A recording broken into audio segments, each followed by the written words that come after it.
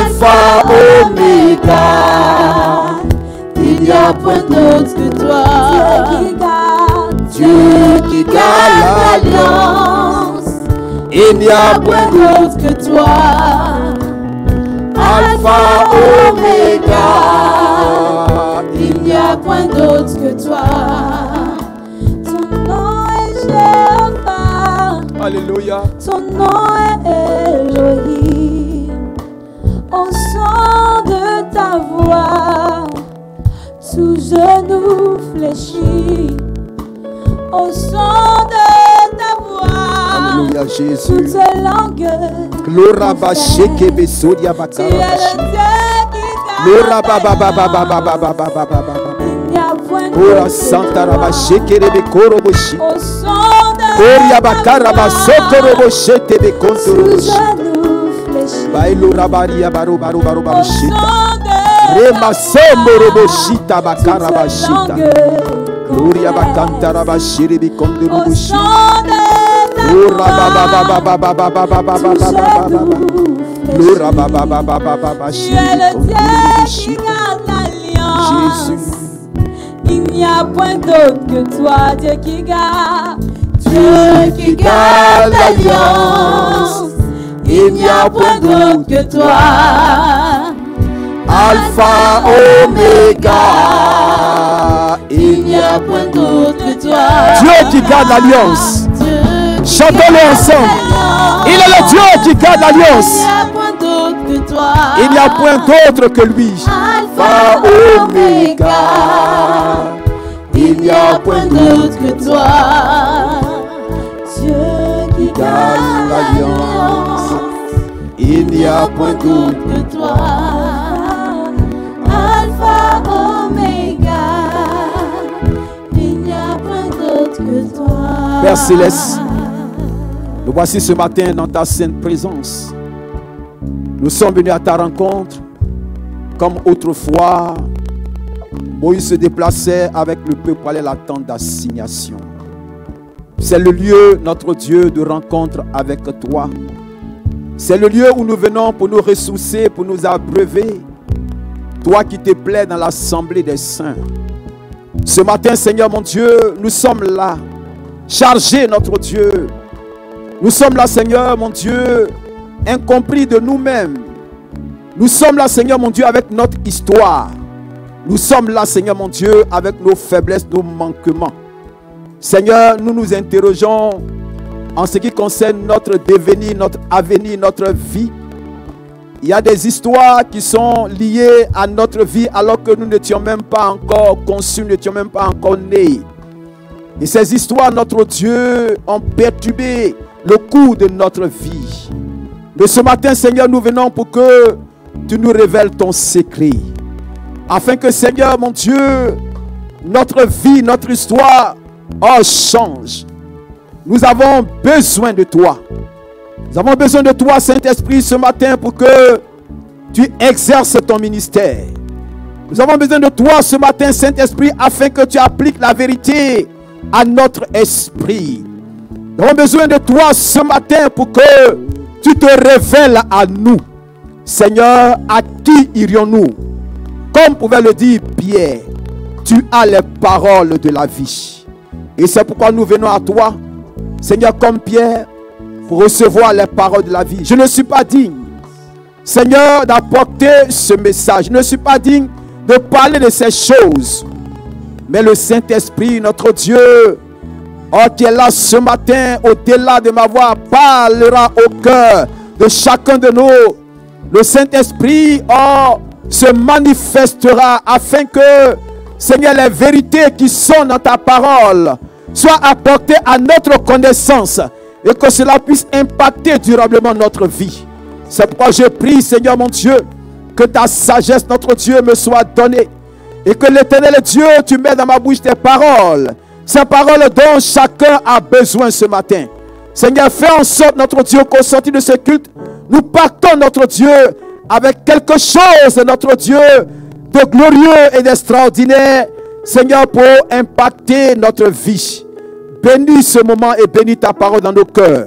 Au nom de Jésus. Amen. Acclamons le Seigneur Jésus. Veuillez vous asseoir, que Dieu vous bénisse. Bonjour à tous ceux qui nous suivent depuis chez eux à la maison devant leur petit écran. C'est ton smartphone, c'est ton ordinateur. Tu es certainement connecté avec nous sur notre page MNA France. Nous émettons ici depuis Villejuif, au 15 rue Auguste Perret. Et nous sommes là ce matin parce que le Seigneur nous a convoqués, nous a conviés à ce moment merveilleux, à ce moment glorieux, parce que Dieu a quelque chose de formidable, quelque chose de conséquent pour toi, quelque chose qui va impacter ta vie. Vous savez, très souvent, nous nous posons 1001 questions sur notre devenir, sur notre avenir, sur notre histoire, sur l'histoire de notre famille. Il y a des choses qui nous échappent, qui échappent à notre contrôle. Il y a des choses que nous ne comprenons pas. Il y a comme si, c'était comme un tourbillon, comme si on tournait en rond, on n'arrivait pas à avancer. Et la vie est telle que on se demande, mais qu'est-ce que j'ai fait pour mériter cela? Je n'étais pas né, ce sont mes parents. Mais qu'est-ce que j'ai à voir dans cette histoire, dans cette affaire? Je sais que toi qui m'écoutes présentement, toi qui nous suis en direct, certainement tu t'es aussi posé de telles questions. Alors ce matin, Dieu me fait la grâce, par sa parole, d'apporter un élément de réponse au questionnement que tu te fais. On ne peut pas vivre sans se poser des questions. On ne peut pas vivre sans se remettre en cause. On ne peut pas mener sa vie comme bon nous semble, sans toutefois arrêter un moment et dire, mais écoutez, où est-ce que je vais? Pourquoi ma vie est comme ça? Qu'est-ce que j'ai fait pour mériter cela? Qui peut changer ma situation? Je ne veux plus vivre dans le statu quo, je ne veux pas tourner en rond. Je vais avancer, je vais évoluer. Parce que chaque année ne se ressemble pas. Chaque année vient avec une vision. Chaque année vient avec une révélation. Chaque année vient avec une orientation. Chaque année vient également avec un programme que Dieu donne. Les années ne se ressemblent pas, frère. Si pour toi l'année se ressemble, je vais te dire qu'il faut que tu changes de mentalité parce que les années ne se ressemblent pas. Hier n'est pas aujourd'hui, aujourd'hui n'est pas demain, demain ne sera pas aujourd'hui comme demain ne sera pas hier. Chaque jour que Dieu fait est un nouveau jour. Il faut apprendre à inculquer à ton esprit de telles choses. Ne vis pas ta vie ordinairement. Parce que le chrétien n'est pas ordinaire. Le chrétien est extraordinaire, mes frères. Alléluia. D'ordinaire qu'ils étaient, Dieu les a transformés et il a fait d'eux des hommes extraordinaires. On dit, mais regardez ces personnes, c'était des hommes sans inscription. Mais cependant, ils nous parlent comme s'ils étaient allés dans une université théologique. Mais ce matin, laisse-moi te dire, Dieu a la solution. Alléluia. Dieu a la solution. Amen. Vous voyez, je tiens ici des clés. C'est des différentes clés qui ouvrent certainement des portes. Et puis là, j'ai une autre clé. Une autre clé qui ouvre, n'est-ce pas, les portes d'une voiture. Et qui lance la voiture. En fait, la clé, c'est un instrument qu'on utilise, n'est-ce pas, qu'on met, n'est-ce pas, ça peut être dans une serrure ou qu'on actionne dans le but de faire démarrer ou de débloquer un système, le système d'un appareil pour que l'appareil puisse fonctionner. Et sur le plan informatique aussi, il y a des clés. Si tu n'as pas la clé qui est le mot de passe, tu ne peux pas accéder à mon ordinateur, tu ne peux pas accéder à ma boîte mail. Alors chacun de nous a un code, chacun de nous a un mot de passe qui lui permet d'entrer, n'est-ce pas, dans sa boîte email ou d'entrer chez lui à la maison. Moi, j'ai mon téléphone qui est là, par la grâce de Dieu, depuis qu'on a aménagé à Savigny-sur-Orge. Il y a un logiciel que la concierge a mis en place et qui permet, même si je suis aux États-Unis, comme j'avais été il y a quelques années en arrière, je peux ouvrir, n'est-ce pas, la porte d'entrée principale dans le hall de chez moi. Oui. C'est pour dire combien de fois les gens sont allés très loin avec la science, la technique et la technologie. Si quelqu'un vient chez moi et qu'il sonne à l'interphone, automatiquement mon portable me le signale et je peux savoir qui entre. Je pose la question, c'est qui? Tu me réponds, qu'est-ce que tu veux? Et puis, il suffit seulement que j'active l'étoile sur l'interface, n'est-ce pas, de mon téléphone et automatiquement, la porte s'ouvre. Pourtant, je ne suis pas ici, je suis très loin. Je peux être en Israël et ouvrir la porte de chez moi. Alléluia. Et puis hier, j'ai quelqu'un qui m'a posté une vidéo. Et dans cette vidéo, il y avait un ancien, enfin un repris de justice, mais un grand voleur, un voleur professionnel. Et vous savez, les voleurs de cette envergure-là, c'est des personnes qui sont très intelligentes. Un voleur, il est très intelligent. Parce que comment il peut s'arranger pour piquer une voiture, sans même que tu ne le saches. Alors dans la vidéo, ce qui s'est passé, c'est quoi? C'est que, vous voyez, généralement, quand nous quittons nos véhicules, on actionne un bouton, et puis même tu peux être quelque part. Des fois, moi, je suis là, je suis derrière, je suis juste à la sortie, là, la voiture en bas, même à travers les vitres, là, j'ai fait ça, et puis automatiquement, ça se débloque là-bas. Mais l'erreur que nous commettons souvent, c'est quoi? C'est que quand on a appuyé le bip, quelquefois, on n'entend même pas le clic du véhicule, tellement on est pressé, ou bien on est en train de partir, puis bon, fait ça, quoi. Il y en a qui font un peu le malin, quoi. Crac, et puis allez, il est parti. Cependant, dans la vidéo que j'ai vue, il y a quelqu'un qui est posté quelque part à distance, et qu'est-ce qu'il fait? Il le brouille.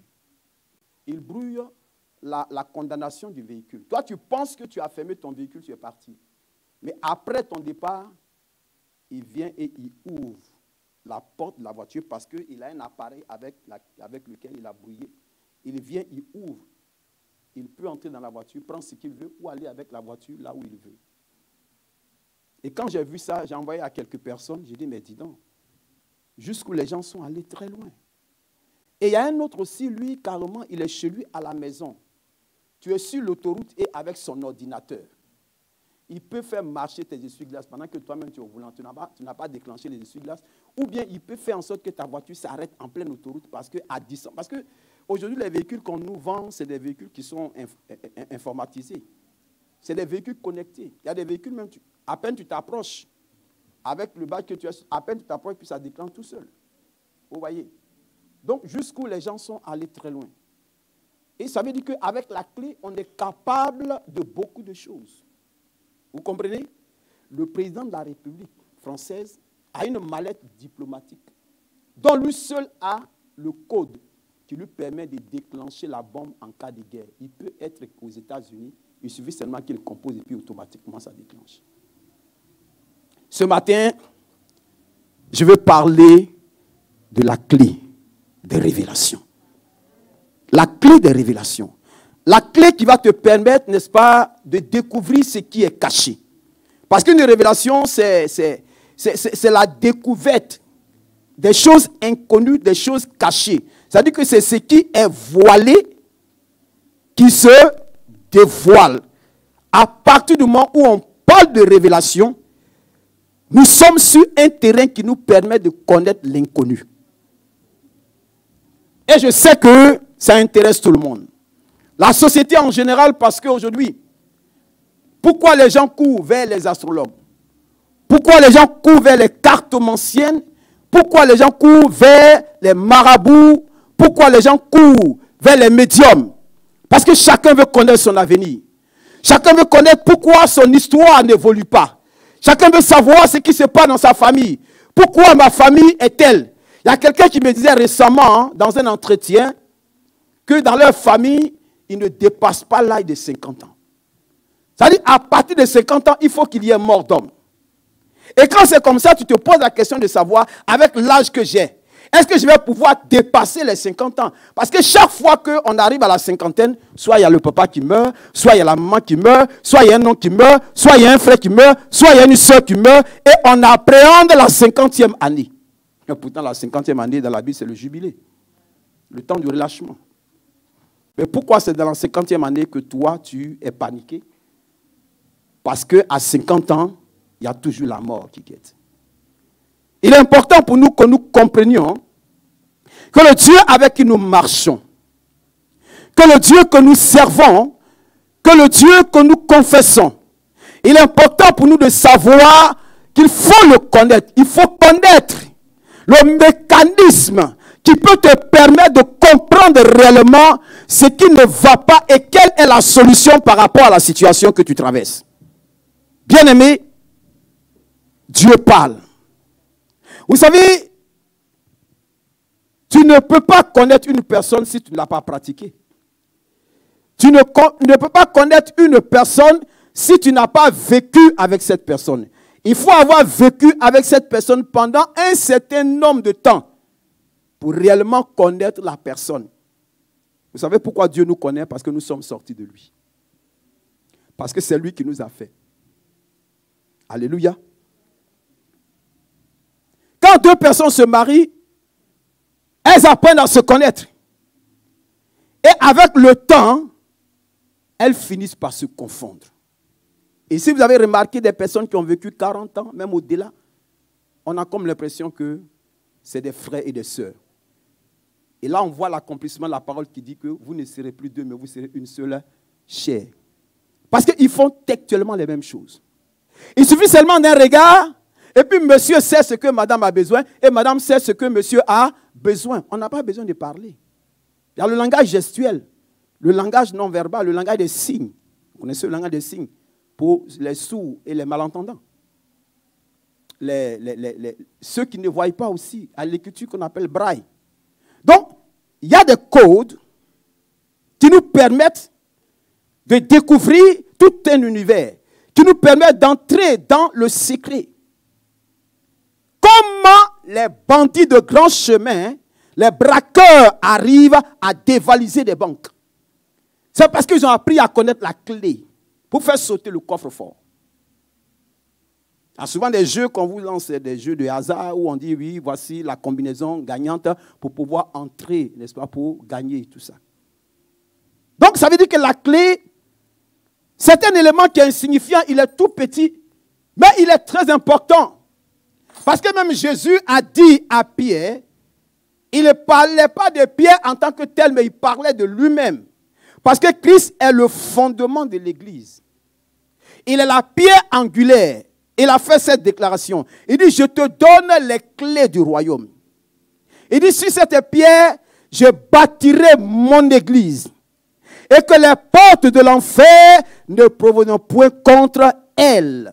En principe, l'église est un élément, est une institution très, très importante. Frère, je suis venu te dire, si tu ne sais pas qui tu es, si tu ne connais pas ta position, tu vas te lamenter, tu vas te morfondre à longueur de journée parce qu'une situation arrive, parce que tu es en panique quelque part. Pourquoi te paniques-tu si tu sais qui tu es, si tu connais ton Dieu, tu n'as pas à te paniquer.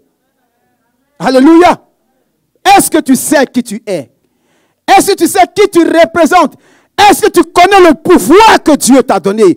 Il y a un pouvoir que Dieu t'a donné. La Bible me dit, ma Bible me dit que même les anciens qui nous ont dévancés ont voulu plonger leur regard dans ces choses, mais n'ont pas pu. Ils les ont salués de loin. Même aux anges, Dieu n'a pas révélé ces choses. À plus forte raison, toi qui es l'Église. En principe, là où l'Église est, Satan doit savoir qu'il doit déménager. Si tu mets ton pied quelque part, les ténèbres doivent déménager. Oui, les ténèbres doivent déménager parce qu'il doit savoir qu'il y a un fils de la lumière qui est là, il y a le sel de la terre qui est là.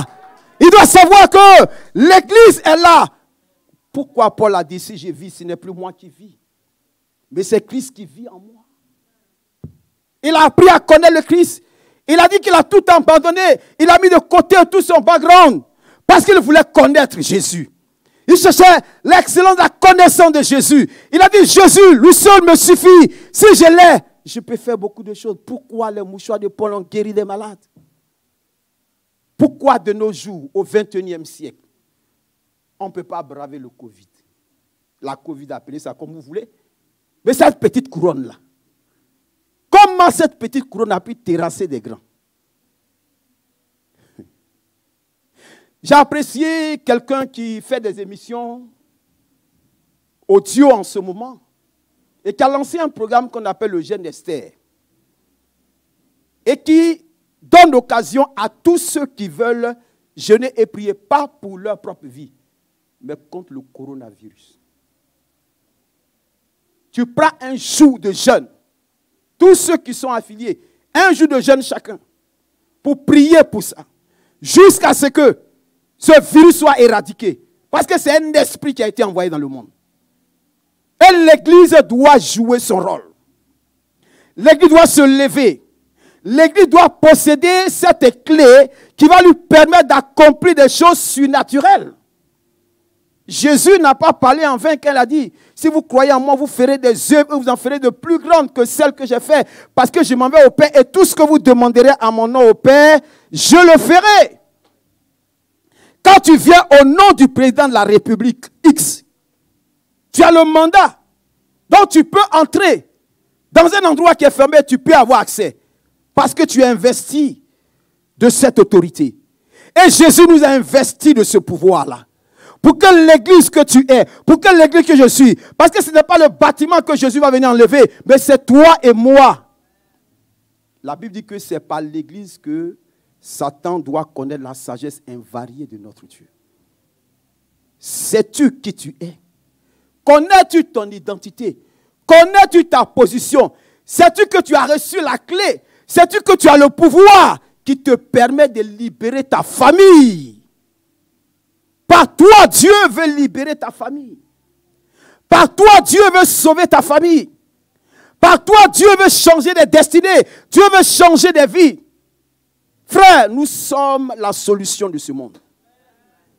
Nous sommes la solution de notre société. Notre société est malade. Pourquoi dans la Bible, des exemples de personnes ont été donnés? Je disais au Seigneur dans la prière, j'ai dit, mais Seigneur, les Daniel, les Élisée, les Paul, ne sont-ils pas de la même nature que nous? Pourquoi ils ont fait telle chose et que nous n'arrivons pas à le faire? Ce n'est pas normal, je dois me révolter contre moi-même. Me révolter contre ma vie de consécration. Me révolter contre ma façon de marcher avec Dieu. Ma façon de traiter avec le Seigneur. Parce que Dieu ne veut plus une vie ordinaire. Il veut une vie extraordinaire. Alléluia. D'ordinaire que tu es, il veut te faire passer à l'extraordinaire. Mais bien aimé, quand on arrive sur ce terrain, ce n'est pas des paresseux dont Dieu a besoin. Dieu a besoin des hommes. Dieu a besoin des femmes qui sont prêts à sacrifier leur repas, qui sont prêts à sacrifier leur nuit, qui sont prêts à sacrifier leur plaisir, leur distraction. Parce que je me dis, non, stop. Ça doit s'arrêter maintenant. Ça ne doit plus continuer. Il y a longtemps qu'il y a eu cette hémorragie dans ma famille. Elle doit s'arrêter. Cette hémorragie doit s'arrêter. Moi, il y a quelques années en arrière, j'étais parti en Côte d'Ivoire, j'ai réuni ma famille. Je leur ai prêché l'évangile. Je leur ai dit, vous là, moi, Dieu m'a choisi au milieu de vous comme pasteur. Donc, je vous prêche l'évangile. Vous acceptez le Seigneur Jésus maintenant. Et vous serez sauvés. Si vous refusez, c'est l'enfer qui vous attend. Ça, je vous dis la vérité. Ce n'est pas une blague. Parce que la vie que vous voyez comme ça, là, ça ne va pas continuer. Ça va prendre fin un jour. C'est le temps pour vous maintenant. Profitez maintenant que je suis là. La sorcellerie doit s'arrêter. Parce que si toi, Dieu t'a choisi dans ta famille, là, ça veut dire que tu es bien placé pour libérer ta famille de la sorcellerie. Le sorcier ne doit plus régner dans ta famille. Si toi, tu dors, lui, il ne dort pas. Il est temps que tu te réveilles, mon frère. Il est temps que tu te réveilles, ma soeur. Je suis venu ce matin porteur d'un message pour te booster. Pour amener ta vie à produire un impact. Pour toi-même, pour ta famille, pour ton environnement, pour la société, pour l'église. Parce qu'en tant que chrétiens, frères et sœurs, nous ne sommes pas n'importe qui. Nous ne sommes pas n'importe qui. Aux yeux du Seigneur, tu as de la valeur. Il y a des valeurs que Dieu nous a inculquées. Mais qu'est-ce que nous faisons de ces valeurs? Quand nous sommes dans la société des hommes, quand nous allons au travail, quand nous sommes quelque part, qu'est-ce que nous faisons de ces valeurs que Dieu nous a inculquées? Chaque fois que nous venons ici, nous recevons des valeurs. Les messages que nous entendons sont des valeurs que Dieu nous communique, sont des principes du royaume que Dieu nous communique. Mais qu'est-ce que nous en faisons, bien-aimés? Et pourquoi ta vie est comme elle est aujourd'hui? Elle ne change pas, elle n'évolue pas. Et tu es là, tu t'y plais dedans. Il faut que tu te lèves.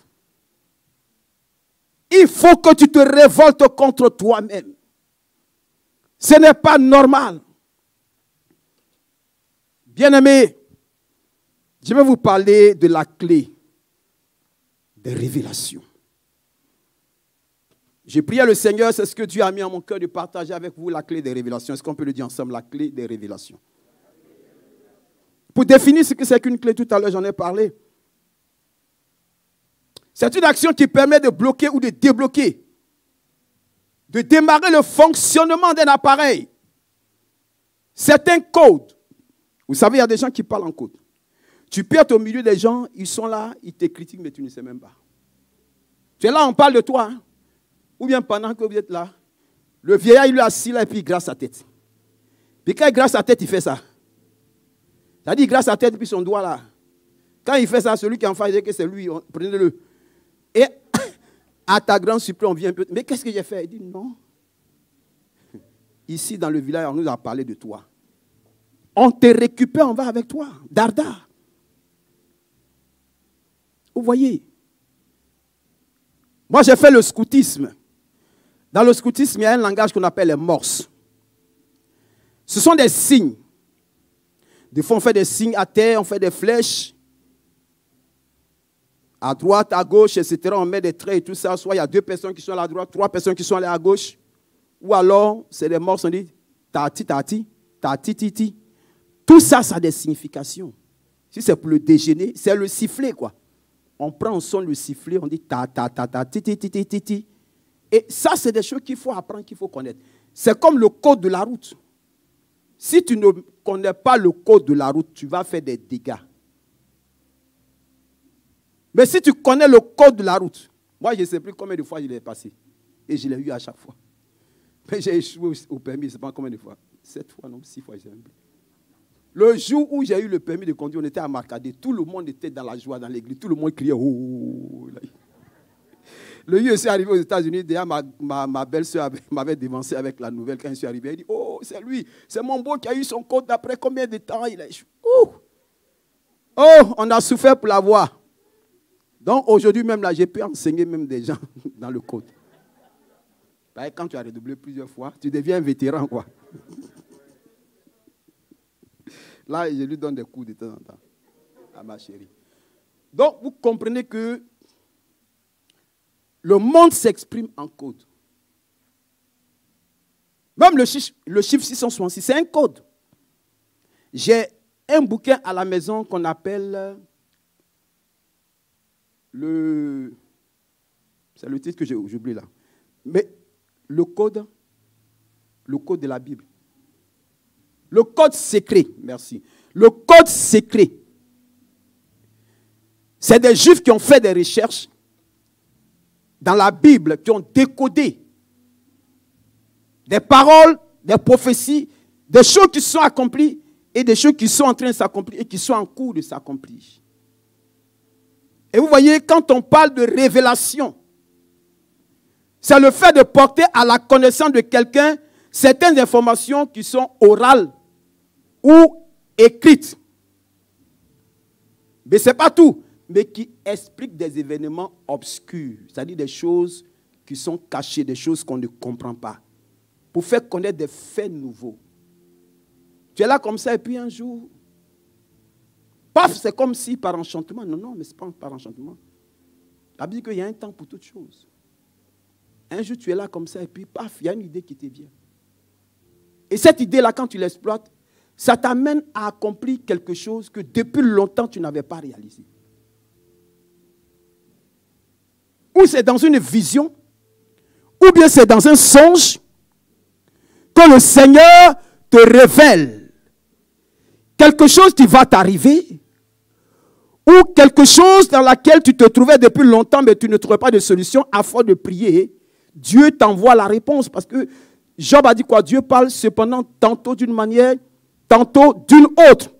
Dieu ne parle pas toujours comme nous voulons qu'il nous parle. Non.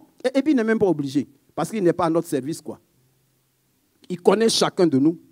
Il sait qu'il y a des gens qui sont tellement agités, qui sont bruyants. Il faut qu'ils soient sur un lit d'hôpital pour qu'il leur parle. Il y a des gens que Dieu a envoyés à l'hôpital comme ça pour leur parler parce que c'était difficile de les canaliser. Et il mangeait tellement que quand il est arrivé à l'hôpital, maintenant, la nourriture même là, il ne peut plus manger. Parce que Dieu voulait qu'il gêne, mais il ne gêne pas. Dieu voulait que tu gênes, mais tu ne peux pas gêner. Parce que pour toi, sauter un repas, mais c'est un calvaire. Maintenant que tu es couché, la nourriture, quand tu sens même que tu as la nausée, tu fais comment? Tu es obligé d'être connecté à lui pour qu'il te dise pourquoi tu es là. Je me souviens à des années en arrière, j'avais été affecté sur une église, mais une église qui était infestée de sorciers. Waouh! Jésus! J'arrive dans cette église-là. Et puis le Seigneur, je ne sais pas, je me retrouve attaqué, malade, et je me retrouve à l'hôpital. Mais j'étais à l'hôpital couché sur mon lit d'hôpital, et puis le Seigneur me montre dans une vision nocturne, c'est-à-dire l'organisation d'un camp militaire. Comment j'étais en train d'organiser ce camp militaire, avec chacun à son poste, tout ça, de combat pour mener une bataille. Et quand je finis avec ça, le Seigneur me dit, mets en place l'intercession dans l'église. Oh, c'était ça que Dieu voulait me communiquer comme message. Quand c'est fini, là, je suis retourné, il était guéri. Et on a lancé le programme d'intercession et Dieu a commencé à faire son travail pour dévoiler les choses, pour révéler des choses, pour libérer l'église. Il y en a même qui étaient là, qui ont fui. Des sorciers, mais un groupe de sorciers dans l'église qui a fui. En plein programme, quand le Seigneur s'est manifesté, il y a une qui est tombée, les autres ont pris la fuite. Ils sont partis là-bas. Voilà. Bien-aimés, nous avons une clé, mais cette clé-là, nous ne connaissons pas sa valeur, nous ne savons pas l'exploiter, ou alors nous l'exploitons à mauvais escient, au lieu de l'exploiter à bon escient. Nous ne faisons pas un bon usage de cette clé que Dieu met entre nos mains. C'est de cette clé-là que je suis venu te parler ce matin. Pour parler des révélations, c'est un fait inattendu que l'on apprend soudainement ou qui, une fois connu, explique un grand nombre d'autres. Il y a des gens, avant de venir ici en France, ils étaient ici. Qu'est-ce que je vais dire? Dieu t'a montré un songe où tu t'es retrouvé ici, avant que tu ne viennes ici.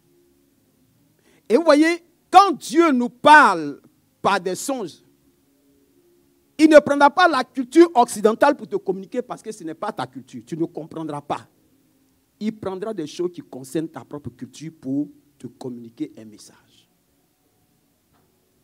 Et puis Dieu ne peut pas te dire quelque chose sans te donner l'interprétation. Peut-être que si tu n'es pas quelqu'un de réfléchi, quelqu'un qui médite, quelqu'un qui interroge Dieu par rapport à ce qu'il t'a montré, ok. Pendant que tu en parles avec le pasteur Delors, Dieu peut passer par lui et te donner l'interprétation du songe que tu as fait. Ou alors tu peux venir à l'église et au cours d'une prédication, le Seigneur te donne l'interprétation de ce qu'il t'a montré. C'est pour cela que tout à l'heure, nous verrons des exemples dans la Bible, des personnes qui ont su faire usage de la clé des révélations et ça a changé le cours de leur histoire. Ça a changé leur destinée. Si Dieu permet que j'en parle aujourd'hui, c'est parce qu'il y a des personnes au milieu de nous que Dieu veut, n'est-ce pas, propulser en avant. Dans la vie de qui Dieu veut faire quelque chose de surnaturel, quelque chose d'extraordinaire. Mais bien aimé, pour arriver à cela, il y a un prix à payer. Ce n'est pas les prières de 2 minutes, de 3 minutes, de 30 minutes, non. C'est de prendre du temps dans la présence de Dieu. Tu as besoin de prendre une retraite spirituelle personnelle par rapport à ta situation personnelle et par rapport aussi à ta famille. Parce que tu vois des choses qui arrivent, qui te sont arrivées et qui perdurent dans ta vie. Et ça ne change pas. C'est le temps pour toi de prendre un break et te retirer et chercher la face de Dieu jusqu'à ce que Dieu te réponde. Parce que le Dieu que nous prions, que nous servons, s'il a fait la bouche, c'est qu'il parle. S'il a fait les oreilles, c'est qu'il entend. Dieu parle. Dieu n'est pas muet. Dieu parle. Il parle encore de nos jours. Comme il a parlé autrefois, il parle encore de nos jours. Parce qu'il n'a pas changé. La révélation, c'est la connaissance des mystères de Dieu. C'est la découverte des choses cachées, inconnues et secrètes. Le mot révélation vient du grec apocalypsis. Apocalypsis. A-P-O-C-A pour ceux qui prennent note. L-U-P-S-I-S. Apocalypsis. Qui signifie découvrir ce qui est couvert. Dévoiler ce qui est voilé. Donc, quand on parle de révélation, c'est le fait d'enlever le voile. Waouh! Tu es là comme ça et puis paf! C'est comme un voile qui est ôté de ton esprit. La plupart des gens qui raisonnent encore dans ce monde, qui philosophent encore dans ce monde, à qui on parle de Jésus et qui ne veulent pas l'accepter, même les religieux. Si le religieux n'a pas reçu la révélation de la personne de Jésus, il continuera tout de faire ce qu'il est en train de faire. Savez-vous que Saul de Tarse persécutait l'église, mais le jour où il a reçu la révélation de Jésus sur le chemin de Damas, sa vie a complètement changé. Il a changé sa façon de faire. Il a cessé de persécuter l'église. Il a reconnu ce jour-là que les chrétiens qui le persécutaient, en fait, c'était à Jésus qui le faisait parce que l'église est le corps de Christ. Alléluia. Nous allons prendre nos Bibles dans Deutéronome. Donc, le but de ce message, c'est d'amener chacun de nous à être un intime de Dieu. À posséder la clé des révélations pour en faire un bon usage. Je suis venu pour faire de toi un intime de Dieu. Personne ne peut entrer dans l'intimité de ma femme et moi. Parce que tu ne fais pas partie de notre cercle restreint. Savez-vous que Jésus avait 12 apôtres? Mais il n'a pas pris les 12 pour aller sur la montagne de la transfiguration, s'il vous plaît. Il en a pris 3. Les 9 sont restés dans la vallée. Et avec les 3, ils sont allés au sommet. Et ce qu'ils ont vu là-bas, il dit n'en parlez pas. Jusqu'à ce que le Fils de l'homme soit arrêté, crucifié. Ça veut dire que si tu es quelqu'un qui bavarde beaucoup, Dieu ne te confiera pas son secret. Dieu ne te parlera pas des choses qui lui sont intimes. Pourquoi Dieu appelait Abraham son ami? Parce qu'il était l'intime de Dieu. La façon dont Abraham a reçu des émissaires qui étaient venus dans le but de détruire Sodome et Gomorrhe. Regardez avec quel empressement, avec quelle hospitalité Abraham les a reçus. Il ne les a pas reçus comme des personnes ordinaires. Certainement, il avait eu la révélation que ce n'étaient pas des personnes ordinaires. Dieu seul le sait. Mais avec tout l'empressement qu'il a montré. Et il a pris quelque chose de précieux là. Il a dit à Sarah, le veau qui est gras, celui qui est bien là, il faut sortir cela. On va préparer à manger pour mes invités. Mais en fait, c'était le rendez-vous de sa destinée. En fait, Dieu était venu avec un message. Parce que Abraham attendait depuis longtemps la naissance d'Isaac. Mais il ne savait pas comment cela allait se passer. Je parle à une femme maintenant. Je te dis la part du Seigneur. Tu ne sais pas quand est-ce que l'enfant viendra. Mais il est déjà positionné. Tu ne sais pas quand est-ce que l'enfant viendra. Mais il est déjà positionné. Le Seigneur a dit que la stérile enfantera 7 fois. Tu fais partie de la classe de ces femmes-là dont Dieu a préparé déjà la matrice pour faire venir un enfant. Il est déjà positionné. Prépare-toi, dispose-toi. Et le discernement de la saison, de la période dans laquelle Dieu te fait entrer. Oh, je bénis Dieu parce que cette année, il y a des femmes qui vont accoucher. Parce que c'est l'année de grâce. Il a dit que cependant, l'Éternel veut te faire grâce. Il a dit que celle qui était flétrie, celle qui était stérile, elle sera encore plus, elle va enfanter. et on ne l'appellera plus la délaissée. Mais celle qui n'en avait pas aura plus encore. Qu'on ne trouve personne au milieu de toi qui soit stérile ou qui avorte, dit la Bible. Alors si c'est écrit, c'est que Dieu s'engage à accomplir ce qu'il a dit. Dieu se tient derrière sa parole pour agir, bien-aimé. Ce n'est pas derrière notre parole. Moi, je peux te tromper parce que je suis un être humain. Je peux te dire des choses et ça ne peut pas s'avérer vrai. Mais Dieu, lui, il ne ment jamais. Il ne faillit jamais. C'est ce qu'on vient de chanter tout à l'heure. Et rien ne lui est impossible.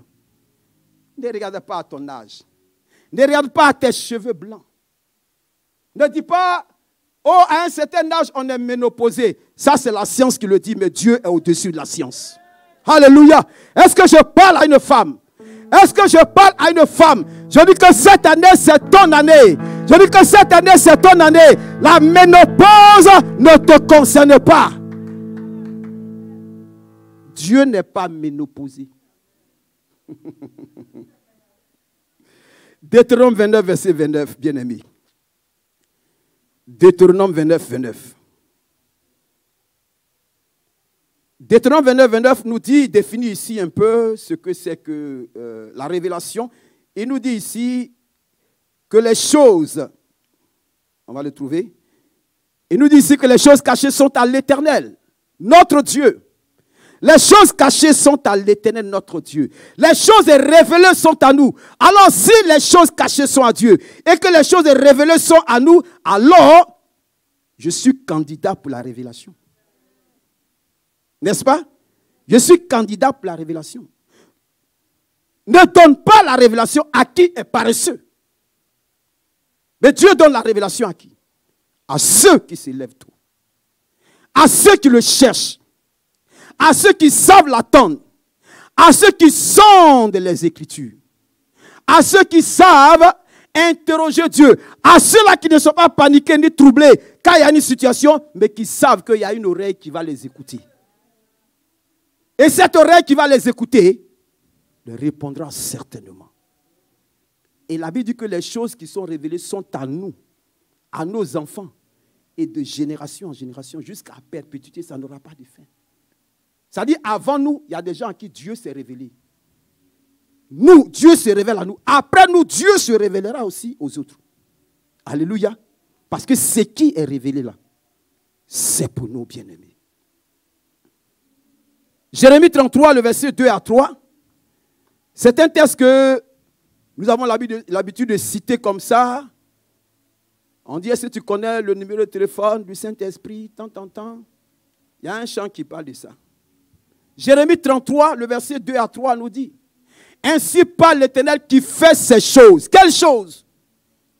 Les événements qui ont cours dans notre monde, tout ce qui arrive. Ainsi parle l'Éternel qui fait ces choses. L'Éternel qui les conçoit et les exécute. C'est-à-dire que Dieu est un bon planificateur. Dieu est un bon concepteur. Dieu est un bon réalisateur. Moi, je l'appelle un bon scénariste. Parce que la vie de chacun de nous est un scénario. Dieu a écrit déjà le scénario. Il a écrit le film. Il sait quand est-ce que tu allais arriver ici. Moi, je me suis marié. J'ai commencé à servir Dieu en 1991. Ça fait 30 ans bientôt. Et je me suis marié en 1994 avec la femme que vous voyez là, une belle femme qui est là. En fait, ses parents, dans leur programme, voulaient la faire venir avant que je ne la marie. Mais Dieu n'a pas voulu. Donc, ils ont envoyé le billet d'avion, le passeport, tout ça, la mis ça de côté. On ne se connaissait même pas. Hein. On s'est marié le 18 juin 1994 à Issia, la ville où le pasteur Delors était. Et c'est quand on s'est marié, en 1994, que le 26 mars 1998, on s'est retrouvés ici en France. Cette date-là, je l'ai gardée jusqu'aujourd'hui. Ça fait plus de 20 ans. Imaginez. 20 ans, plus de 20 ans hors de son pays. Mais c'est beaucoup de choses. Mais c'est parce que Dieu est un bon concepteur, un bon planificateur. Mon plan à moi, quand je n'étais pas encore marié avec elle et que j'étais encore dans mon célibat et tout ce que je faisais, je voulais venir à l'aventure, mais Dieu n'a pas voulu. Tout ce que j'ai tenté, ça n'a pas marché. Bon, maintenant, après, ça dépend. Il y en a qui ont pris le bateau, ils sont passés sur la mer, ils sont venus. D'autres sont noyés. Mais toi, tu es là quand même. Il y en a aussi qui ont changé des statuts en venant ici, ils étaient artistes, alors qu'ils n'ont jamais dansé le ballet. Mais c'était leur statut, quoi. C'est par là que tu devais passer. Tu es passé par l'Italie, l'Espagne, tous les acrobaties, et puis tu t'es retrouvé ici. Mais en fait, parce que Dieu avait déjà écrit le scénario de ta vie, il savait que tu allais venir ici. Il savait que tu serais dans cette émission. Il savait que tu allais être là aujourd'hui pour écouter ce que je suis en train de te dire, parce que quelque chose doit changer dans ta vie. Alléluia! Quelque chose doit changer dans ta vie. Il dit ainsi pas l'Éternel qui fait ces choses, l'Éternel qui les conçoit et les exécute, lui dont le nom est l'Éternel. Il dit invoque-moi et je te répondrai. Tu ne peux pas invoquer Dieu, tu ne peux pas prier Dieu et Dieu ne va pas te répondre. Dieu a toujours une réponse. Il peut te répondre par le silence. Il peut te répondre par la parole révélée. Il peut te répondre par les circonstances de la vie. Il peut te répondre par une prédication. Il peut te répondre par prophétie. Il peut te répondre de plusieurs manières. Il peut même passer même par un païen pour te répondre.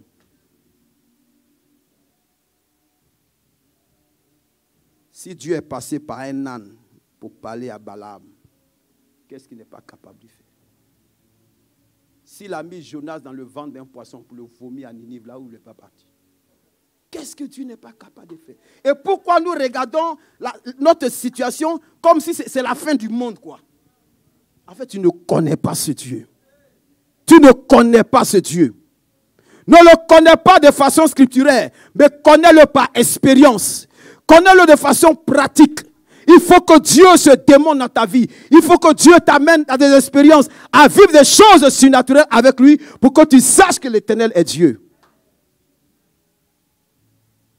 Moi, je n'étais pas encore pasteur quand Dieu m'utilisait. À faire comme des pasteurs. Mais en fait, c'était son projet.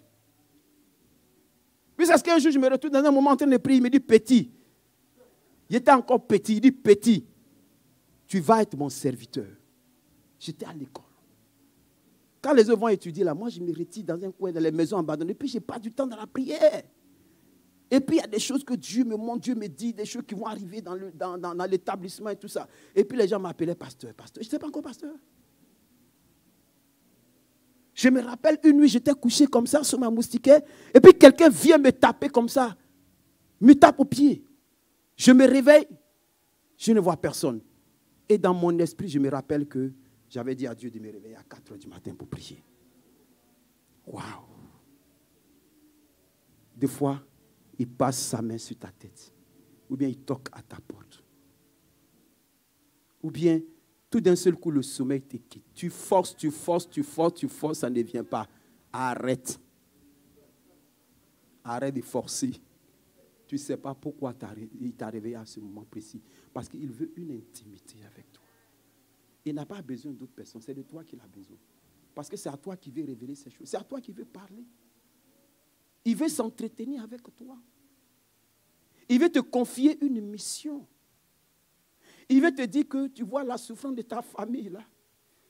Tu sais pourquoi ta famille souffre?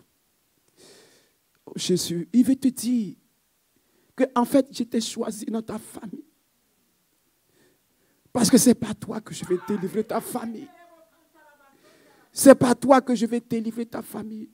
Il veut te dire que je t'ai investi d'une mission. Je t'ai investi d'une mission. Il y a quelqu'un à qui Dieu a investi d'une mission dans sa famille. Le salut de ta famille se trouve dans ta main. Le salut de ta famille se trouve dans ta main. Je sens sa présence. Alléluia. Je sens qu'il est là. Je ressens en moi ce que Dieu ressent en lui. Parce que ta famille te doit son salut. Ce n'est pas quelqu'un d'autre. Tu es le prophète de ta famille. Tu es la prophétesse de ta famille. Tu es la sentinelle de ta famille. Le devenir de ta famille est entre tes mains. Prends ça au sérieux. Ne néglige pas ce que Dieu t'a donné. Il y a des choses que Dieu te montre, mais tu n'as pas encore compris. Tu ne fais pas attention. Tu as du mal à comprendre ces choses. Mais je suis venu pour te dire que Dieu m'a envoyé pour te donner cette clé, la clé des révélations. Et il y a des choses dans lesquelles ta famille a baigné depuis des années sur des années. Et ils ne savent pas comment ils vont faire pour sortir de là, mais Dieu t'a donné la solution.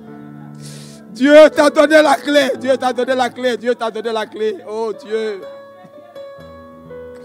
Le Seigneur t'a donné la clé. Ce n'est pas quelqu'un d'autre qui va libérer ta famille, c'est toi, ce n'est pas un prophète. Un prophète ne viendra de nulle part, mais toi, Dieu t'a donné la clé. Sais-tu que tu as la destinée de ta famille dans ta main? Sais-tu que tu as la destinée de ta famille dans ta main? Il est temps que tu te lèves, ma soeur. Il est temps que tu te lèves, mon frère. Il est temps que tu te réveilles. Il est temps que tu prennes les choses en main. Prends la commande des choses. Il est temps que tu prennes la commande des choses. Ce n'est pas quelqu'un d'autre qui va le faire, mais c'est toi qui vas le faire. Toi qui m'écoutes derrière ton écran, je te parle que Dieu a fait de toi celui qui a la destinée dans sa famille. Tu as la clé que Dieu t'a donnée pendant que tu me regardes depuis ta maison. Écoute-moi très bien. Le temps est arrivé. L'heure a sonné pour toi. C'est maintenant ou jamais. C'est maintenant ou jamais où tu dois te lever dans la prière. Parce que la profondeur appelle la profondeur. Dieu a besoin que tu sois profond dans la prière. Dieu a besoin que tu sois profond dans la prière. Il ne veut pas des prières superficielles. Dieu a besoin que tu t'engages dans le combat. Tu t'engages dans la bataille. Tu t'engages dans le jeûne et la prière. Parce qu'il y a des autels qui ont été élevés dans ta famille. Et toi, tu es comme un Gédéon à qui Dieu a donné le pouvoir de briser ces autels, d'abattre le pieu sacré et de sortir ta famille de cette misère de la sorcellerie. Parce que la sorcellerie a rendu ta famille misérable et les gens ne peuvent pas évoluer. Mais toi, Dieu t'a sorti de là pour qu'au travers de toi, il fasse quelque chose de glorieux, d'extraordinaire pour ta famille. Lève-toi. Lève-toi.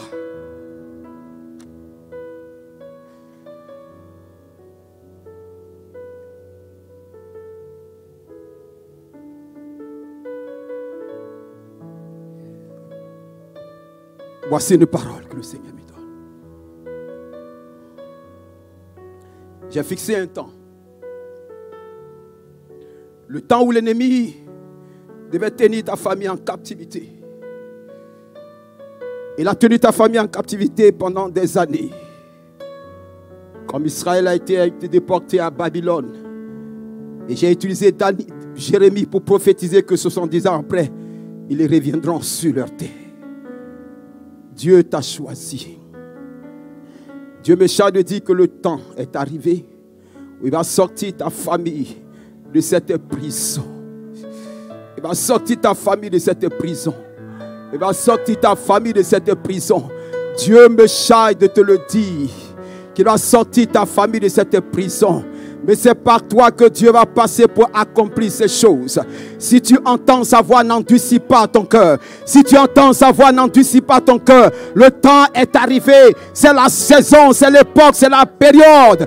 Dieu ne t'appelle pas à autre chose, mais à sortir ta famille de cette prison. Il le fera. Si lui, il ne faillit pas, c'est avec toi. Il va le faire et tu ne failliras pas à cette mission. Tu réussiras à cette mission à coup sûr. L'Éternel me charge de le dire. Tu réussiras à cette mission à coup sûr. Tu ne failliras pas à cette mission. Dieu t'a outillé. Dieu t'équipe maintenant Dieu te donne le don du discernement des esprits. Dieu te donne la capacité d'accomplir des prodiges, d'accomplir des miracles. Dieu te repositionne. Il te met au niveau où tu dois être à hauteur et superviser la famille avec les yeux de l'Éternel. Parce que car l'Éternel, ton Dieu, m'a envoyé te dire qu'il te donne maintenant la délivrance de ta famille. Il te donne maintenant la délivrance de ta famille. Au travers de toi, tes parents seront sauvés. Au travers de toi, tes parents seront libérés. Jésus a besoin de toi. Jésus a besoin de toi. Alléluia. Bien-aimé, j'ai admiré ce grand homme de Dieu avec une carrure spirituelle très élevée, la personne d'Élisée le prophète. Alors je vous invite à lire avec moi 2 Rois chapitre 6, le verset 8 à 18. 2 Rois 6, verset 8 à 18. Vous savez, avant que une nation ne s'attaque à une autre nation, on envoie des journalistes d'investigation. Et ils vont pour faire des investigations. De sorte que ils reviennent avec des informations qui permettent à la nation de connaître les faiblesses et les forces de la nation adverse qu'ils veulent attaquer. Actuellement, on parle d'un journaliste d'investigation, la personne de Christ Yapi. On cherche à savoir qui il est. Tu déjeunes le matin, il sait que tu as déjeuné. Alors Élisée était comme un journaliste d'investigation. 2 Rois chapitre 6, le verset 8 à 18. Donc le roi de Syrie devait attaquer Israël. Et le verset 8 nous dit, le roi de Syrie était en guerre avec Israël. Et dans un conseil qu'il tient avec ses serviteurs, il dit, mon camp sera dans un tel lieu. C'est ce qu'on appelle le conseil de guerre. C'est là où on met les stratégies en place. C'est là où on planifie comment on va mener la guerre. Qui doit être en avant, qui doit être au second rang et ainsi de suite. Mais ce qui est extraordinaire, c'est qu'avec la clé des révélations, pendant que tes ennemis sont en train de se préparer contre toi, contre ta maison, contre ta famille, dans ta chambre à coucher, le Dieu qui te donne les clés, la clé des révélations, le Dieu qui te donne cette clé te révèle comment tes ennemis sont en train de se préparer contre toi. N'est-ce pas extraordinaire ça? Pendant que le roi de Syrie préparait son armée pour aller en guerre contre Israël, la Bible nous dit que au verset 9, mais l'homme de Dieu fit dire au roi d'Israël, garde-toi de passer dans ce lieu car les Syriens y descendent. En principe, les présidents des nations devaient avoir pour conseiller des hommes de Dieu. Des vrais hommes de Dieu, pas des gens qui sont âpres au gain, qui sont animés de cupidité, non. Des vrais hommes de Dieu. On n'en trouve même pas aujourd'hui, c'est rare. Mais il y en a quand même. Et c'est la parole d'Élisée était parole d'évangile. C'est-à-dire qu'Élisée tenait la place de Dieu parce qu'Israël est son oint. Israël est le choix de Dieu. Donc Dieu ne peut pas permettre que l'ennemi vienne t'attaquer sans que lui, Dieu, ne te révèle comment les choses vont se passer et te préparer à la riposte. La clé de révélation.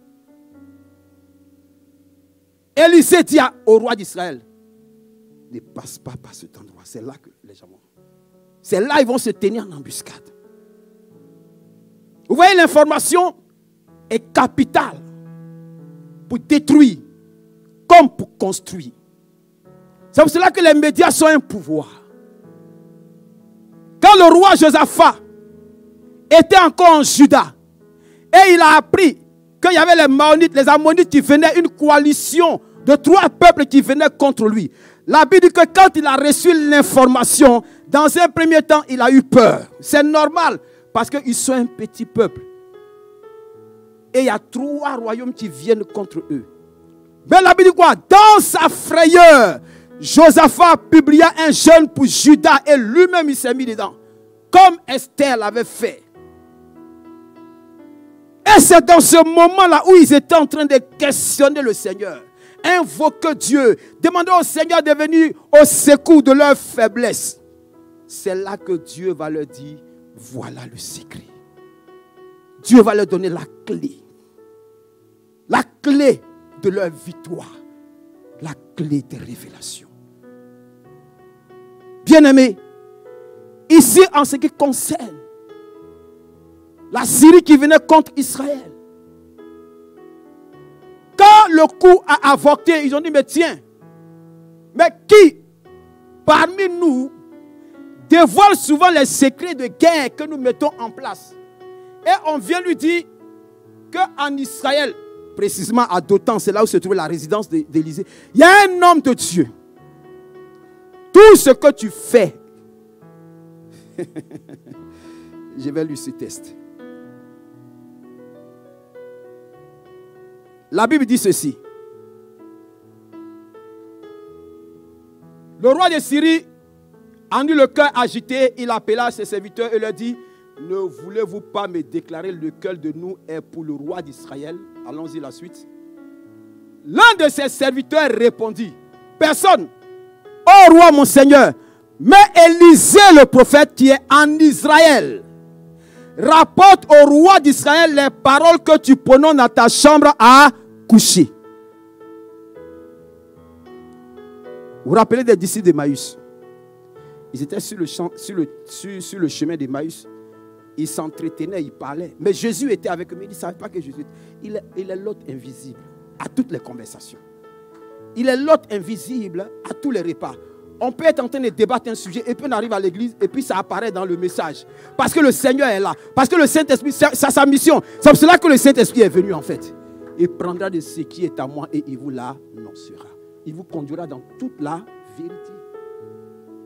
Pendant qu'ils s'entretenaient, Jésus leur parlait. La Bible dit que leur cœur brûlait au-dedans d'eux. Ils ne savaient pas ce qui arrivait en Israël. Parce que le voile était encore là. La révélation n'était pas encore donnée. Il a fallu que plus tard le voile soit enlevé pour qu'il le réalise. Mais quand on marchait, on parlait entre nous. Il y avait quelqu'un qui nous parlait. Notre cœur brûlait au-dedans de nous. N'est-ce pas lui? Alléluia. Les uns disent que tu es Jean-Baptiste. Les autres disent que tu es Élie, Jérémie. Et vous, qui dites-vous que je suis? Tu es le Christ, le Fils du Dieu vivant. Et puis Jésus se tourne vers Pierre et puis dit, ce n'est pas la chair et le sang qui t'ont révélé, mais c'est mon Père qui est dans les cieux qui t'a révélé ces choses. Il te faut la révélation de celui que tu dis qu'il est ton Seigneur. Si tu n'as pas reçu la révélation de celui que tu appelles ton Seigneur, tu mèneras ta vie de façon ordinaire. Mais quand tu auras la révélation du Fils de Dieu, tu sauras que tu n'es pas n'importe qui. Et que tu ne dois pas poser les pas n'importe comment. Et que tu ne dois pas te comporter n'importe comment. Parce que tu es quelqu'un d'important. Parce que tu es quelqu'un d'important. Tu es quelqu'un de précieux. On ne peut pas décider des choses sans toi. On ne fera pas la réunion si tu n'es pas là. Chaque membre dans le corps joue un rôle. Chacun a son rôle. Chacun a sa place. Alléluia.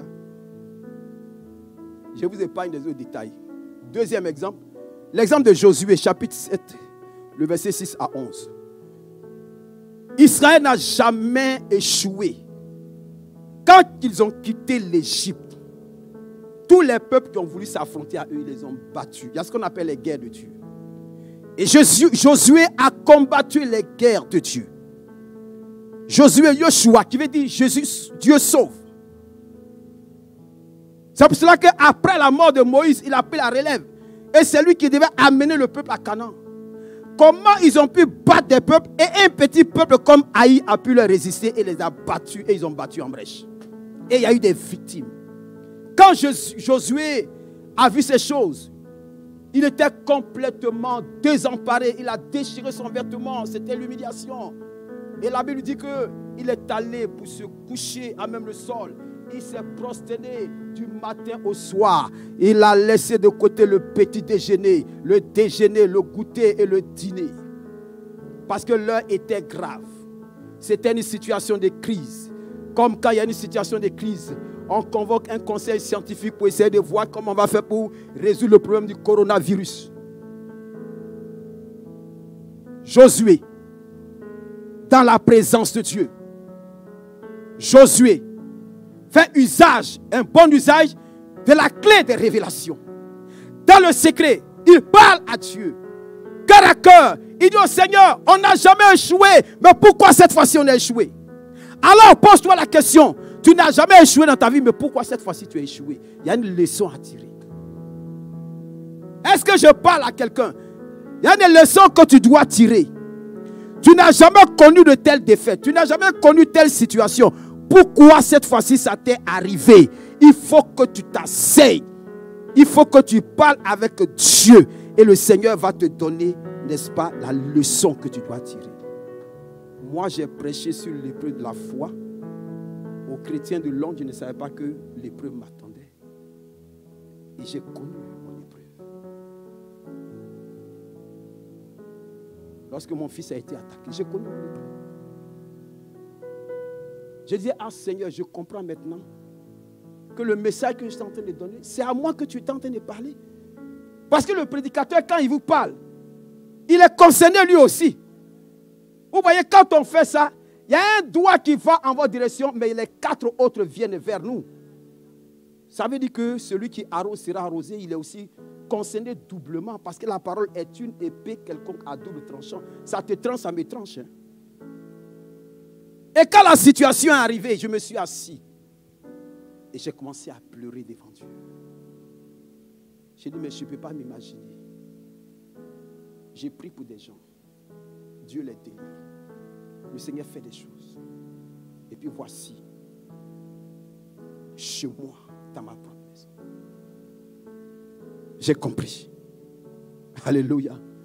J'ai compris que à un certain moment donné de la vie, il faut se poser des bonnes questions. Et tu trouveras aussi les bonnes réponses. Parce qu'avec Dieu, aucune question n'est tabou. Dis-lui tout ce que tu penses, tout ce que tu veux. Mais fais de l'Éternel tes délices et il t'accordera ce que ton cœur désire. Positionne-le là où tu dois le positionner. Cherche-le quand il faut le chercher. Prie-le quand il faut le prier. Jeûne quand il s'agit de jeûner. Veille quand il s'agit de veiller. Lève-toi quand tu dois te lever. Quand il s'agit de te reposer, repose-toi. Mais si Dieu veut que tu sois debout, parce qu'il y a des moments aussi où on doit se... Il y a des moments où Jésus s'est tenu debout. Quand on lapidait Étienne, il n'était pas assis. Parce que c'était une situation de crise. C'était ses entrailles qui bougeaient. Parce que Étienne était le corps. Il faisait partie des membres du corps de Christ. Jésus était debout, à la droite du Père. Et Dieu a donné la révélation à Étienne. Et il a vu le Seigneur. Il a dit, Seigneur, je remets mon esprit en tes mains. Donc quand on lui donne les pieds et les coups, là, ça ne lui disait rien.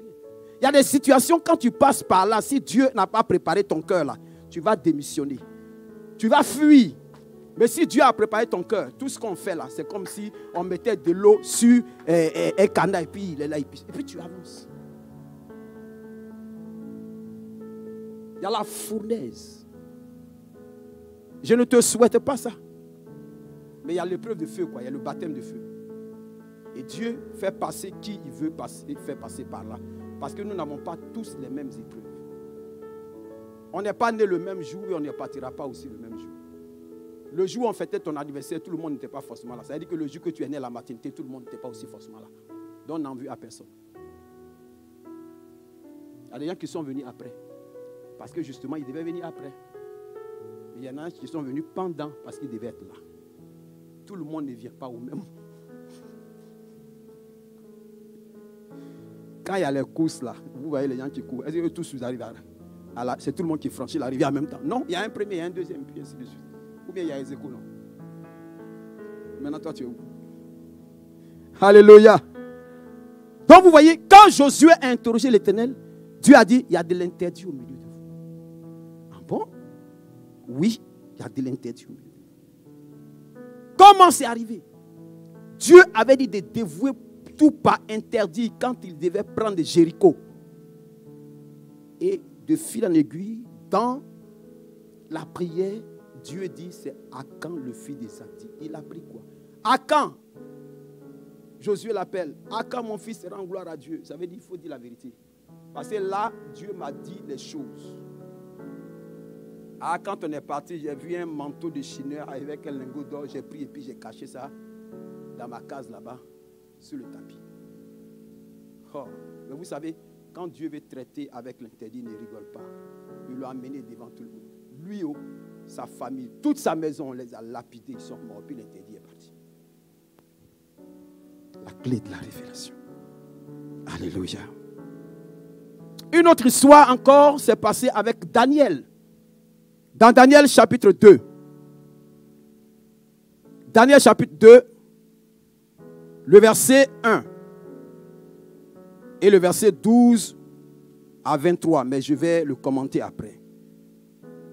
Daniel chapitre 2, au verset 1, il est dit, la seconde année du règne de Nebuchadnezzar, Nebuchadnezzar eut des songes. Il avait l'esprit agité et ne pouvait dormir. Vous savez, il y a des rêves, il y a des songes, quand tu les fais là, le sommeil ne vient plus. Toi-même, tu es là et puis tu es troublé, tu es agité parce qu'il y a des images que tu as vues, c'est bizarre et tu ne comprends pas. Qu'est-ce que ça veut dire? Mais Dieu donne toujours l'interprétation. Et quand il a fait ce songe-là, il a fait appel à ses magiciens, à ses astrologues. Aucun. Il a dit, j'ai eu un songe, mon esprit est agité et je voudrais connaître ce songe. Mais toi, tu as fait un songe. Ton esprit est agité. Tu veux connaître ce songe. Tu ne te rappelles même pas du songe que tu as fait. Mais sauf que ton esprit est agité. Quoi. Au verset 11 du chapitre 2, tous les magiciens, les astrologues, unanimement ont jeté l'éponge. Ils ont dit ce que le roi demande est difficile. Il n'y a personne qui puisse le dire au roi, excepté les dieux dont la demeure n'est pas parmi les hommes. Alléluia. Le Dieu dont la demeure n'est pas parmi les hommes, c'est le Dieu très haut. C'est le Dieu créateur du ciel, la terre, qui a fait l'homme et qui a mis ce songe-là dans le sommeil de Nebuchadnezzar pour que Nebuchadnezzar soit troublé et agité. Mais en fait, Dieu est en train de préparer Daniel à quelque chose. C'est ce qui est extraordinaire avec Dieu. C'est-à-dire que quand Dieu te fait passer par des situations, tu as comme l'impression qu'il ne t'aime pas. Tu as comme l'impression que tout le monde t'a abandonné, il te hait. C'est parce que vraiment tu as fait ci, tu as fait ça. Non, en fait, il est en train de te préparer à quelque chose de glorieux. Quelque chose de glorieux. Quelque chose de glorieux attendait Daniel. On a décidé de tuer tous les sages, y compris Daniel et ses compagnons. Donc quand Daniel a appris la chose, la Bible dit qu'il a usé de sagesse. Il a dit au verset 13, la sentence fut publiée, les sages étaient mis à mort et l'on cherchait Daniel et ses compagnons pour les faire périr. Maintenant au verset 15, Daniel il s'adresse à Arioc d'une manière prudente, d'une manière sage. Il prit la parole et dit à Arioc, commandant du roi, pourquoi la sentence du roi est-elle si sévère? Arioc exposa la chose à Daniel. Maintenant, qu'est-ce que Daniel fait?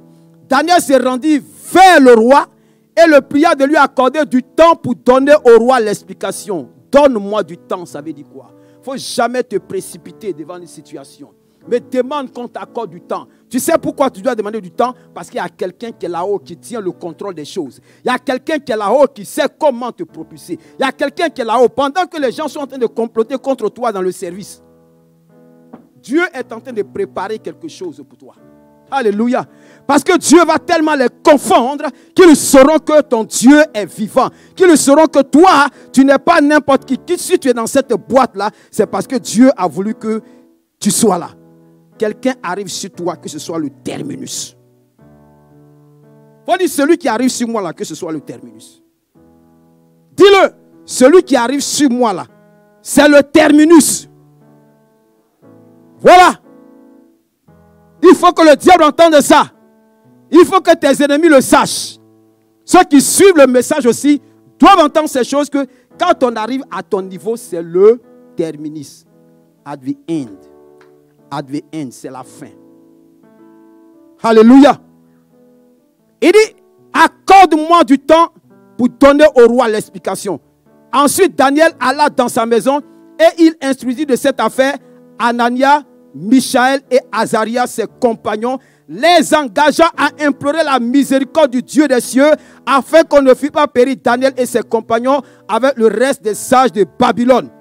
Maintenant, le verset 19 nous dit, alors, le secret fut révélé à Daniel dans une vision pendant la nuit, et Daniel bénit le Dieu des cieux. Daniel prit la parole et dit, béni soit le nom de Dieu d'éternité en éternité. À lui appartient la sagesse et la force. C'est lui qui change les temps et les circonstances, qui renverse et qui établit les rois, qui donne la sagesse aux sages et la science à ceux qui ont de l'intelligence. Il révèle ce qui est profond et caché. Il connaît ce qui est dans les ténèbres et la lumière demeure avec lui. Dieu de mes pères, je te glorifie et je te loue de ce que tu m'as donné la sagesse et la force et de ce que tu m'as fait connaître ce que nous t'avons demandé, de ce que tu nous as révélé le secret du roi. La clé des révélations. Daniel a occasionné à créer ce qu'on appelle le partenariat de prière. Ne prends pas n'importe qui dans ton partenariat de prière. Ne prends pas n'importe qui dans ton intimité. Même celui qui doit être ton ami, il faut que Dieu te révèle qui doit être ton ami. N'est pas ami n'importe qui tu dois introduire dans ton intimité. Parce qu'il s'agit des choses qui vont se partager, des choses secrètes.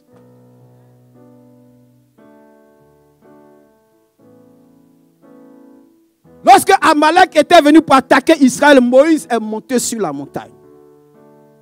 Josué était dans la vallée. Il a dit à Josué, choisis des hommes et combattez contre Amalek. Moi, je monterai sur la montagne. Et quand il est monté, il y avait deux partenaires de prière, Aaron et Our. Aussi longtemps que Moïse élevait ses bras, Israël était le plus fort. Mais quand il baissait les bras, c'était Amalek qui prenait le dessus. Jusqu'à ce qu'on prenne une pierre avec tenir le bras de Moïse comme ça. On met des pierres en bas pour que ses bras soient levés. En fait, c'est l'intercession. C'est l'image de l'intercession. Les intercesseurs ne doivent pas baisser les bras. Si les intercesseurs baissent les bras, l'église est foutue. Vous qui êtes des intercesseurs, écoutez-moi très bien. C'est maintenant que vous devez vous lever. C'est maintenant que vous devez vous réveiller. L'église compte sur vous. Le Seigneur compte sur vous. Tu ne peux pas jouer avec ce qui est spirituel. Vous savez quoi? Vous ne connaissez pas le diable. Le diable, il ne joue pas. Hein. Toi, tu rigoles, mais lui, il ne rigole pas. Il ne joue pas. Hein. Il prend tout au sérieux. Il prend tout au sérieux, même les détails. Est-ce que vous savez qu'à la naissance, il est prêt à tuer? Est-ce que vous savez qu'au mariage, il est prêt également à gâcher le mariage? Est-ce que vous savez même qu'à l'enterrement, même à la mort, il est encore là? Je suis allé pour l'enterrement récemment d'un neveu. Mais j'ai vu un monde fou. Au cimetière ici. À Cachan. Et j'ai pris la parole devant tout le monde, je leur ai dit. Celui que vous voyez là qui est couché dans le cercueil, il est déjà auprès de Dieu. C'est son corps qui est là. En fait, pour lui, c'est déjà fini. Il est à côté de Dieu. Mais c'est pour nous qui est grave. C'est nous qui devons nous préparer à rencontrer Dieu. Lui, il a fini, il est parti. Mort très jeune, à l'âge de 33 ans. Il partait faire du footing et il est tombé. Et puis il est mort. On ne sait pas de quoi il est mort. C'était émouvant. Ce sont les jeunes du quartier qui ont cotisé pour acheter son cercueil, qui ont tout organisé. Les jeunes de la cité. Et je tenais sa maman. J'ai dit, prends courage. Ton fils est auprès du Seigneur. C'était dur. Mais par la grâce de Dieu, on a fait ce qu'on pouvait. J'étais avec son pasteur qui l'avait baptisé. J'ai dit, ah Dieu merci, voilà quelqu'un qui peut donner un témoignage de lui parce qu'il dit c'est lui qui l'a baptisé. On a pris la parole, chacun en tout de rôle. Et puis les parents ont dit, vous avez prié. On ne prie pas pour les morts. On prie pour vous les vivants. Alléluia. Je vais bientôt finir. Dernier exemple que je vais donner. Genèse 41, le verset 16. Donc, il faut mettre en place un partenariat de prière. Tu veux monter une entreprise, il faut qu'il y ait cette base-là. Pour que ça puisse fonctionner bien. S'il n'y a pas cette base, dans la société des hommes, les gens sont sans pitié. Hein? C'est des combats, mais terribles. En général, c'est ce que je suis en train de dire. Tu montes ton entreprise, mais matin, tu arrives, ils ont mis des poudres blanches devant ton bureau.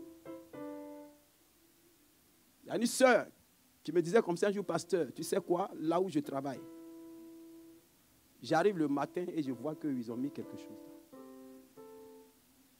Je me suis enfermé dans le bureau, j'ai prié. La personne qui voulait prendre ma place là, finalement c'est moi qui ai été élevé. Parce que c'est un combat. Les païens que vous voyez là, ils ne jouent pas avec leur Dieu. Oh, ils savent ce que leur Dieu leur révèle. Mais toi, il faut que tu prennes les choses au sérieux. Alléluia. Je vais donner l'exemple de Joseph dans Genèse 41, le verset 16. On va le lire et puis tout à l'heure, on va finir. Genèse 41, le verset 16. Pharaon a fait un songe. Et comme Nebuchadnezzar, il était troublé. Alors je suis en train de dire à quelqu'un que bientôt ton pharaon va faire un songe. Quand le Nebuchadnezzar de Daniel a fait un songe et que Daniel a donné l'explication, on n'a pas vu la suite, mais Daniel a été élevé. Alléluia. Lorsqu'il y a un défi, c'est qu'il y a une récompense devant. Lorsque tu rencontres un défi, c'est qu'il y a une récompense devant. Lorsque tu es passé des années dans la stérilité, c'est que Dieu a préparé un enfant qui doit être quelqu'un. Il doit être quelqu'un. Il y a un Samuel que Dieu prépare. Il y a une sœur ici, Dieu est en train de préparer un Samuel pour toi. C'est pour cela que jusqu'à présent, tu n'as pas encore vu. Mais tu verras très bientôt. Dieu a préparé un Samuel pour toi. Samuel arrive. Alléluia. Quand Pharaon a fait son songe et qu'il ne trouvait pas d'explication, lorsque Joseph était en prison, il y avait le panetier et puis il y avait un autre qui avait fait des songes et Joseph avait donné l'interprétation.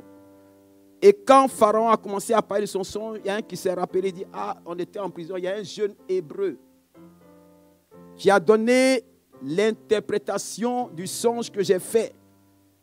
Voici ce qu'il m'a dit, comment j'allais être élevé par toi, roi Pharaon.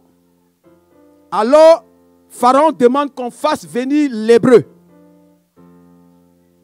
On fait venir l'hébreu, et voilà ce qu'il lui dit. À partir du verset 12, il y avait là, Genèse 41, je suis au verset 12, s'il vous plaît. Il y avait là avec nous un jeune hébreu esclave du chef des gardes. Nous lui racontâmes nos songes et il nous les expliqua. Les choses sont arrivées selon l'explication qu'il nous avait donnée. Pharaon me rétablit dans ma charge et il fit pendre le chef des panetiers. Ça, c'est les chansons qui le dit.